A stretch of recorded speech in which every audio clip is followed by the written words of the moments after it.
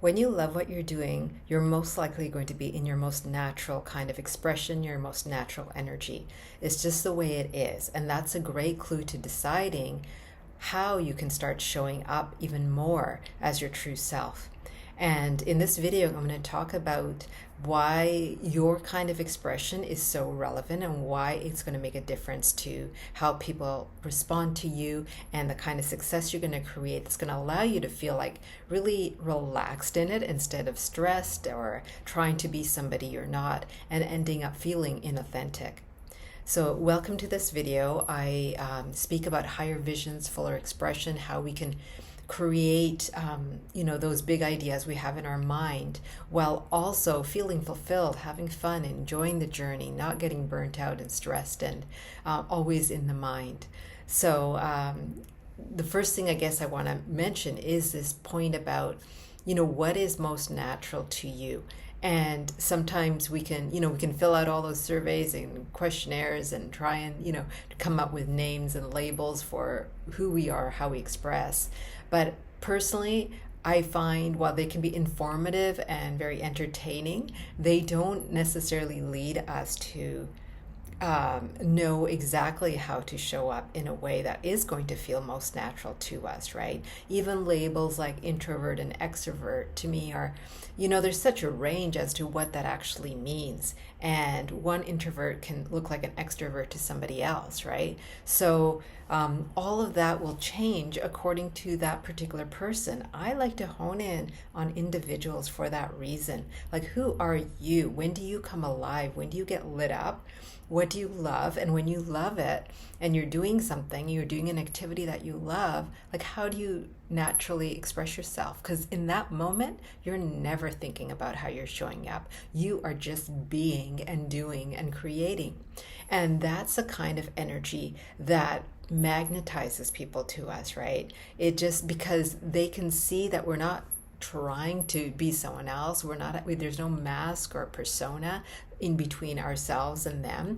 They can just relate, right? And the best conversations, the best business deals, the best connections with people are always when all parties just feel like they can just be themselves, right? They don't have to think about how to express or how to shift a situation and try and change themselves, right? They actually get to be themselves. Now, there are many skills we can learn along the way that are going to enhance how we communicate, enhance how maybe the language we're using, the way we're describing something so that the other person also gets that, because they may have a very different style. But in this particular video, I'm really just focusing on, you being in your energy and noticing how that's going to shift how you go about your day, how you go about your week, and actually how you feel in the body and the nervous system, so that when you are in very important situations, meetings, phone calls, or even, doing something online where you're presenting yourself, you can kind of eliminate that piece about, oh, how do I do this? Like, how do I show up? You can just be it and actually focus on the content. So I'll give you two examples of myself. So sometimes I've had people say that they think I'm soft-spoken or that I have a kind of a gentleness about me. And yes, that can be true, certainly in relation to some other people who may be louder, much more extroverted and expressive in a very different style. And the fallacy, though, is sometimes people think, oh, because you're like that, then, you can only deal with certain kinds of people. And that's not true. I have worked, certainly in my consulting days, with directors and vice presidents and CEOs where I've shown up like as I'm talking to you.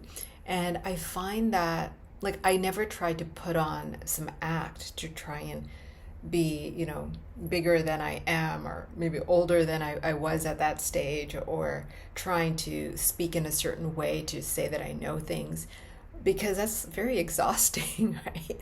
It takes us away from the moment and whatever we're actually relating about.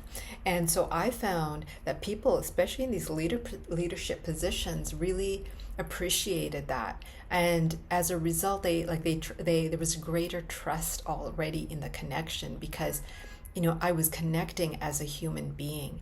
And I think that goes across the board, that people really appreciate that. And then, in the working role, in the consulting role that I had, it allowed that kind of gentleness that I can sometimes, just exhibit, allows other people to hear themselves, allows other people to see things that they may not have seen. There's a calmness that I sometimes intentionally bring so that we can come up with the kind of solutions that are going to work, right? So people end up feeling at ease. There's not a sense of pushing or rushing or forcing. And so in that, they naturally start connecting with their own intuition. And I find, because they're also then much more relaxed and present with me, I'm able to then often download ideas that are going to relate directly to what their challenge might be, that, whatever we're working on. So, when we are going in also into bolder ideas, or maybe new directions, or there has been, a pretty significant, issue in a company, for example, then that kind of calmness and gentleness can actually shift the atmosphere and the environment. So, as I said, more people feel like they're actually being heard and understood, and we can focus on the task at hand. Now, at the same time, I've also had people say, you have a very strong and directive way, and very firm at times. And, this also comes up in my coaching when I'm working one-on-one. And again, yes, there are times when that is needed, right? So just naturally shifting, and we all have more than one style of expression. So it's about bringing them out when they're necessary, when they're going to help a situation move forward, right? So in those cases, when I am much more directive and firm, and what it does, it helps a person's brain also shift into a very much more coherent way of thinking. They receive clarity, they receive direction, they receive acknowledgement, that I'm really hearing them, and that when I'm working with them, there is the attention still is on where they want to go. It's not just, we're just having a great conversation that's really deep and interesting. That's lovely for, personal friends, but in a work situation, you want to be able to bring out those aspects of you. So if you need to be in that leadership role, you are being it, and you're being it comfortably, right? There's nothing, as I said, in the way. And this is really important. Certainly, I find much more in one-on-one situations, so people don't stay in the just daydreaming about their bigger vision, and stay in that place that can feel really wonderful and safe, and the exploratory phase where they're just researching options and they're actually not taking action. So in those moments is when I may actually call somebody out and say, well, wait a second, did you follow through on that thing that we talked about, and what was the result? And that keeps bringing the energy back and back and back, right? So that, as I said, progress can be made. So consider, what are the ways that you naturally show up, right? It may come and express in multiple ways, but when you allow yourself to be in environments where you can do that more naturally, and that's usually by doing things that you actually enjoy, that are very natural to you, that you're not doing for the sake of something or somebody else, then often those natural instincts will kind of bring up that kind of expression. So let's look at a couple of famous examples of speakers, and spiritual teachers, motivational speakers, who are all extremely different in my viewpoint. So one person I like to think about is Eckhart Tolle, and spiritual teacher. Many of you probably have read his book, Power of Now. And I remember, not only myself, but I've heard other people say that when they first heard him, and when I first heard him, I just could not focus. His voice and the way he speaks was so particular. It was my brain really had to couldn't receive his wonderful guidance and wisdom. And it took some time. I don't know, it was like it was a couple of years later that then I came across his work again, and then suddenly it all, like, I could handle it. I could handle, like, I was at a different place, and I would dare to say that I'd probably grown in a certain way that I could receive that kind of knowledge much more easily. So there's one example. And by the way, like, when you look at it, like, this is not somebody that anybody would go, oh, he's a motivational speaker, or like he's going to be up on big stages. Like, that's not the way his message, or that's not what his message is about. He doesn't need to be this motivational speaker, or like even as a spiritual teacher to be all grandiose. He can very much be very present, and that's what his work is about. And he has millions of people reading his work, millions of people who have come to his events, and so I find that absolutely beautiful. That is just a reminder that we get to be ourselves, and it's ourselves that people want. Now let's go to like a total opposite person, true motivational speaker in that sense of the words, that the way we often view them, and that's Tony Robbins, right? So larger than life, big booming voice, highly extroverted, very physically present, and also using this kind of real power. And his intention is really to like break through people's programmed ways of thinking. And so he uses all of that to create that energy and that experience at his events. And again, there's going to be certain times that a person may really be into his work. And I've read his work, on and off.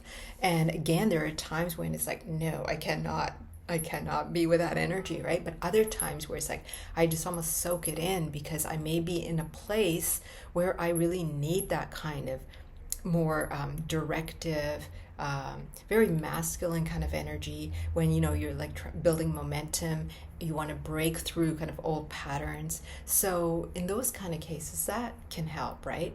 But I've also experienced myself being able to break a pattern listening to someone like Eckhart Tolle, right? And then there's Wayne Dyer, and he was very much a teaching style, teaching, storytelling. So all of these, in this case, they all happen to be men that came to my mind, but they're distinct. And if either of them had tried to be the opposite of who they are, it would have just gotten messed up, right?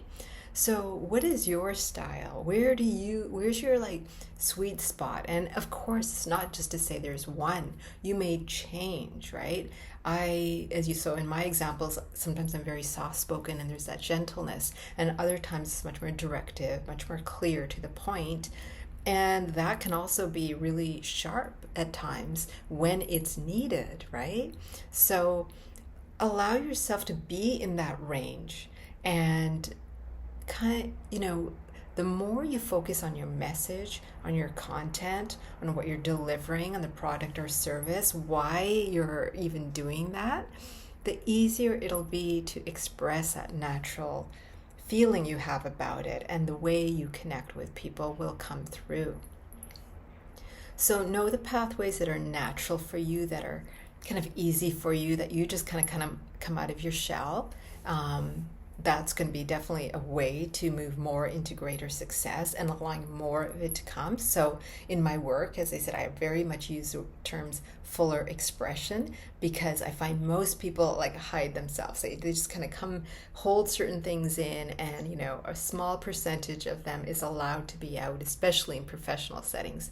And so my part of my mission is to allow that to open, so that we can be more authentic, and with that authenticity really be able to kind of create at a much bigger level, because our true self is able to do that. And then there's going to be places where you may not be so comfortable, right? It may not be so easy. And so always like allowing that space to challenge yourself to do things that are slightly different, so you get out of that comfort zone as well and do something different.